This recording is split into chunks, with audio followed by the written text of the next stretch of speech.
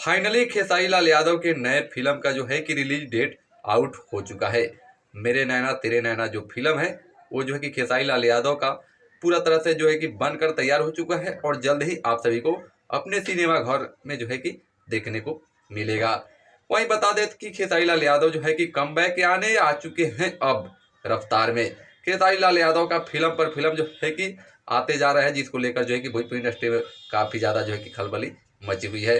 वहीं बता दें कि कुछ दिन जो है कि पहले फरिश्ता फिल्म आया था, जो कि पूरा फिल्म जो है कि पूरा सिनेमा हॉल भरकर जो है कि सिनेमा हॉल का गेट भी तोड़वा डाला था। तो समझ सकते हो कैसा जो है कि ज़बरदस्त फिल्म था। अगर वही बात करें तो मेरे नैना तेरे नैना जो है कि अवधि फिल्म है, अवधि भाषा में जो है कि इसे रिलीज किया जाएगा जल्द ही आप सभी के नज़दीकी सिनेमा घर में। तो दोस्तों आपको जो है कि इस वीडियो को शेयर करके खेसारी लाल यादव के हर एक फैंस तक पहुंचा देना है, क्योंकि सभी को जानकारी हो कि उनकी नई फिल्म जो है कि जल्द ही यानी 2 जून को रिलीज की जाएगी। मेरे नैना तेरे नैना खेसारी लाल यादव की पहली अवधि फिल्म।